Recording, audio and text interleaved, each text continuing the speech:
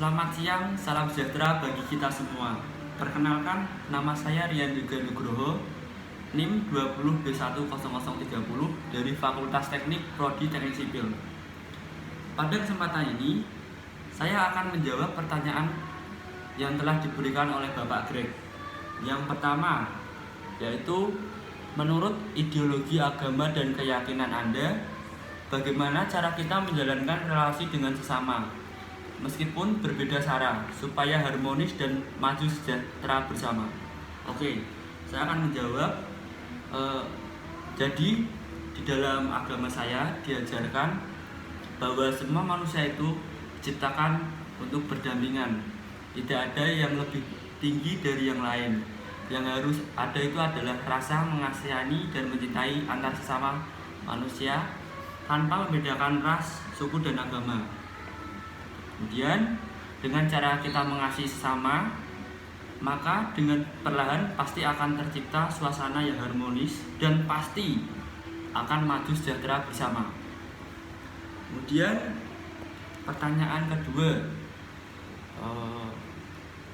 apa yang dimaksud dengan kapitalisme, individualisme, konsumerisme, hedonisme?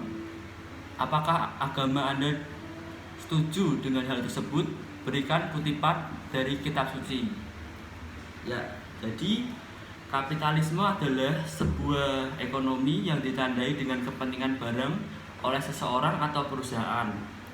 Perseorangan dengan harga, produksi, dan distribusi barang yang utamanya ditentukan oleh pesaing di pasar bebas.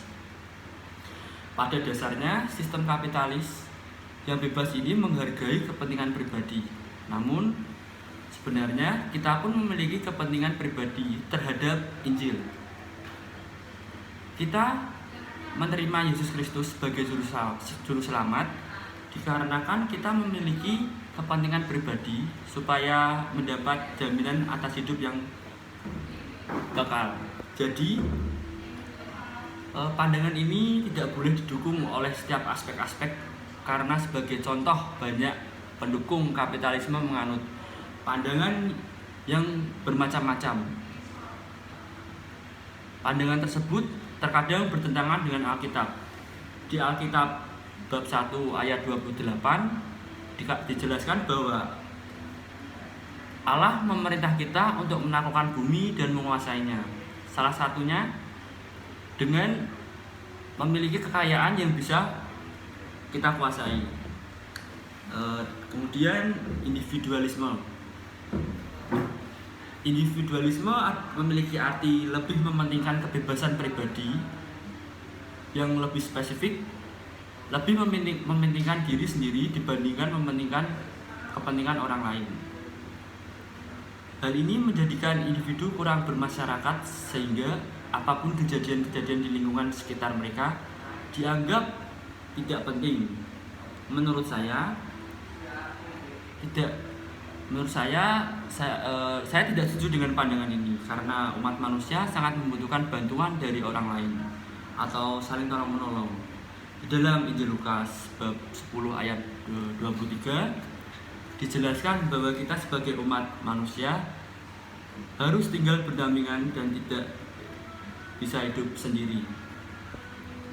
Kemudian konsumerisme itu adalah paham atau ideologi yang menjadikan seseorang atau kelompok melakukan atau menjalankan proses konsumsi atau pemakaian barang-barang hasil produksi secara berlebihan atau tidak sepantasnya secara sadar dan berkelanjutan.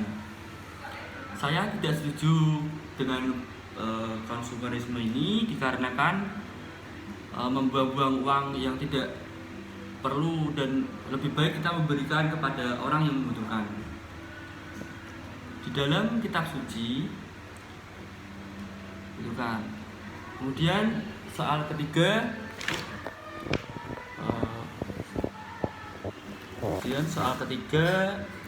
dalam kitab suci Anda dijelaskan konsep dunia kiamat karena kesombongan manusia. Kemudian jelaskan apa yang terjadi sebelum, selama, sesudah konsep kiamat tersebut.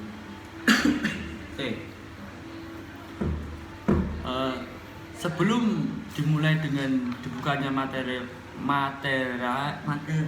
pertama, kedatangan Mesias palsu, roh antikristus atau munculnya antikristus. Dalam Wahyu 6 ayat 1 dan 2, peperangan dan berita-berita peperangan, pertikaian, damai sejahtera diambil dari bumi.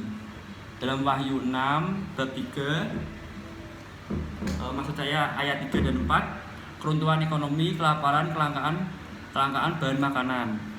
Dalam Wahyu bab 6 ayat 5 dan 6, dan terjadi kelaparan dan wabah penyakit dan gempa bumi di berbagai tempat, dan semua ini merupakan awal penderitaan. Inilah awal penderitaan, penganiayaan karena nama Yesus. Terjadi kesusahan besar apa yang belum pernah terjadi sejak dunia dijadikan. Terjadi gempa bumi, hujan meteor, pergeseran lempeng, kerak bumi, mega tsunami, matahari dan bulan telah menjadi gelap. Seluruh bumi masuk dalam kesusahan besar. Hari-hari besar murka penghukuman Sang Pencipta. Sebab itu mereka ada di hadapan tahta Sang Pencipta, dan mereka beribadah kepadanya siang dan malam di tempat kudus-kudusnya. Dan Dia duduk di atas tahta itu akan berdiam di antara mereka. Mereka tidak akan pernah lapar lagi dan tidak akan pernah haus lagi.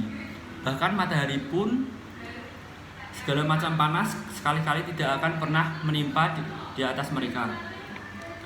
Sebab